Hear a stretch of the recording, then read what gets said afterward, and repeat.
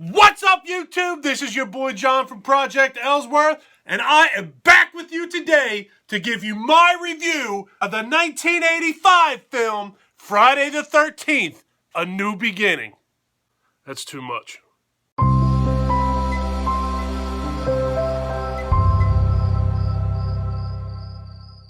If you're new to my channel, remember to click that subscribe button. If you're already subscribed, welcome back. Friday the 13th, A New Beginning was written by Martin Kitroger, David Cohen, and Danny Steinmann. It was directed by Danny Steinmann, starring Melanie Kidman and John Shepard.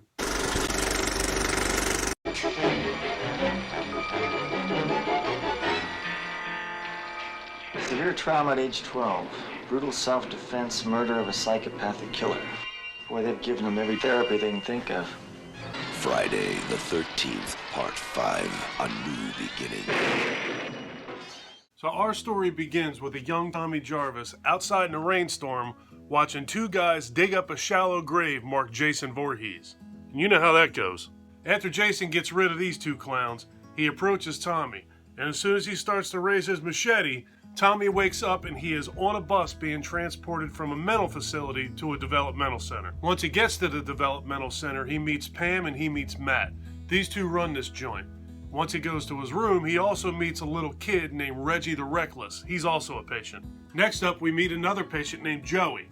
Joey is out back wandering around eating a chocolate bar. He's got chocolate all over his hands, he's got chocolate all over his mouth, and he approaches two girls that are hanging laundry on a clothesline. He's trying to help them. He reaches down, he picks up a white sheet with chocolate all over his hands.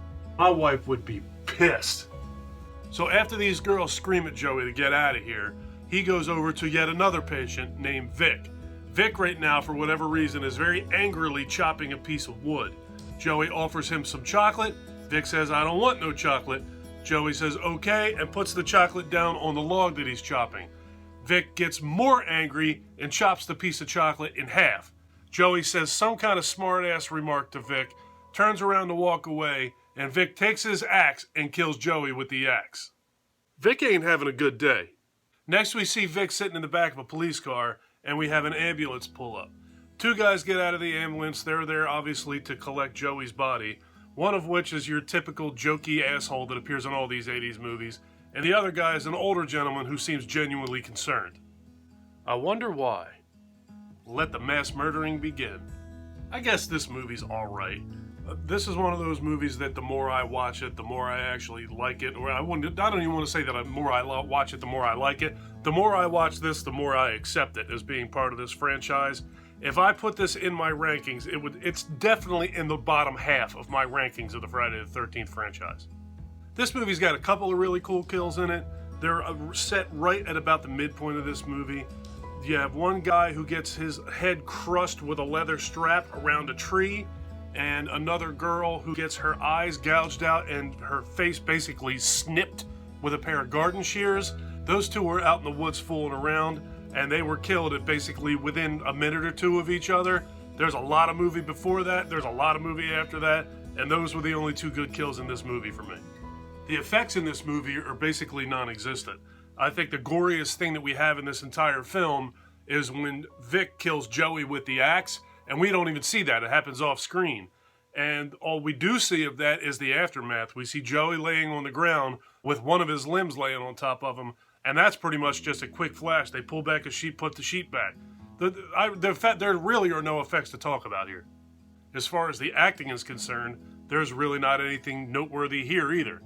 It's passable. Everybody does a fine job in the movie. There's nothing outstanding. There's nothing notably terrible.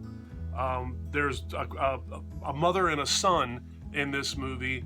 They're kind of like inbred trailer trash. Those two are kind of entertaining. But other than that, nothing stands out as far as an acting performance in this movie.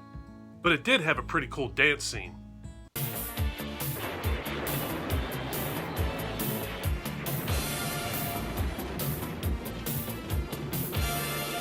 People really did that. So Friday the 13th, A New Beginning. This movie felt more like Friday the 13th Light to me. There's really not a lot to talk about here.